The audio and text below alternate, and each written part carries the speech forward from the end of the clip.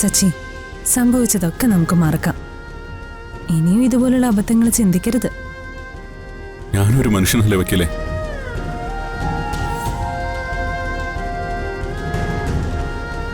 വർഷം ഞാൻ നെഞ്ചിക്കൊണ്ടു നടന്ന കനൽ ഇന്നലെ പാർക്കിൽ വെച്ച് ആരോ ഊതിക്കളഞ്ഞ പോലെ എനിക്ക് തോന്നി.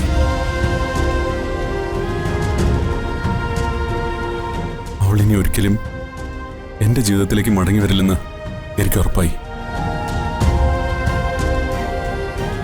അവളെയും കുഞ്ഞിനെ നഷ്ടപ്പെട്ടിട്ട് ജീവിക്കുന്നതിനേക്കാളും നല്ലത് മരണമാണെന്ന് എനിക്ക് തോന്നി. ഒരു നിമിഷം മനസ്സ് കൈവിട്ടുപോയി. പിന്നൊന്നും ചിന്തിച്ചില്ല. ശരിക്കും ആ പാർക്കിൽ എന്താ സംഭവിച്ചേ?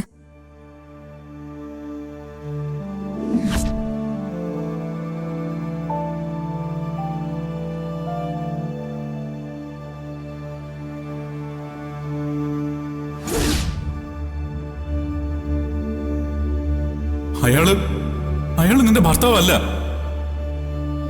നിന്റെ കഴുത്തിൽ ഈ താലി കെട്ടിയത് ഞാനാ. നിങ്ങൾ പറയുന്ന ഈ അർച്ചന ആരാന്ന് എനിക്കറിയില്ല.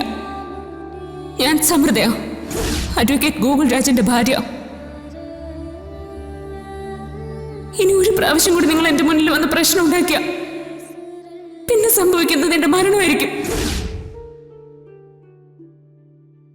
ആ കാഴ്ചയൊന്നും സഹിക്കാനുള്ള നെഞ്ചുറപ്പ് എനിക്കില്ല വക്കീലെ. ഞാനും ഒരു മനുഷ്യനാ, എല്ലാ ദൗർബല്യങ്ങളും ഉള്ള ഒരു സാധാ മനുഷ്യൻ. ഇതുപോലെ ഒരു കാഴ്ച കണ്ട ഏത് ഭർത്താവിന്റെ ഹൃദയം തകർന്നു പോവാത്തെ? ഏതച്ഛന്റെ നെഞ്ച പിടയ്ക്കാത്തെ? സച്ചി, വക്കീലെ, ഞാനിപ്പോഴും അർച്ചനയുടെ ഭർത്താവാ, അവളുടെ കുഞ്ഞിന്റെ അച്ഛനാ.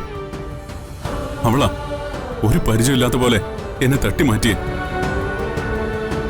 വക്കീലിനറിയാവോ, ഈ ലോകത്ത് എനിക്ക് അവർ കഴിഞ്ഞിട്ടേ ഉള്ളൂ മറ്റെന്തും.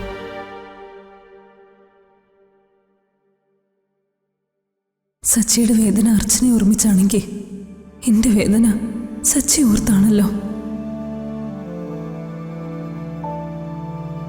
സച്ചി പ്രാണനേക്കാൾ സ്നേഹിക്കുന്നവൾക്ക് വേണ്ടി സച്ചി മരിക്കാൻ നോക്കി.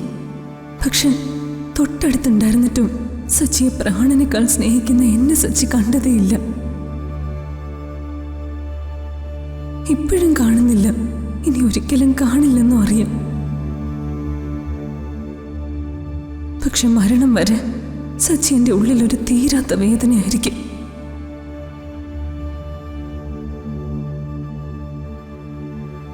വക്കീലിനെ പോലൊരു ആത്മസുഹൃത്തിനെ കിട്ടിയതാ എന്റെ ഭാഗ്യം. ഈ ചേർത്ത് നിർത്തലിനും ആശ്വസിപ്പിക്കലിനും ഒക്കെ എങ്ങനെ കടമിട്ടണമെന്ന് എനിക്കറിയില്ല. ഇതൊന്നും കടമല്ല സച്ചി, ത്യാഗവുമല്ല.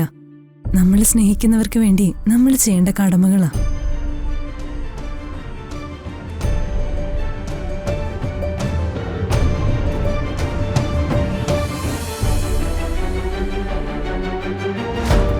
സൗഹൃദം എന്നത് അതിരുകളില്ലാത്ത കൊടുക്കൽ വാങ്ങലുകളാ. സച്ചിയുടെ കൂടെ ഞാനുണ്ടാവും എന്തിനും.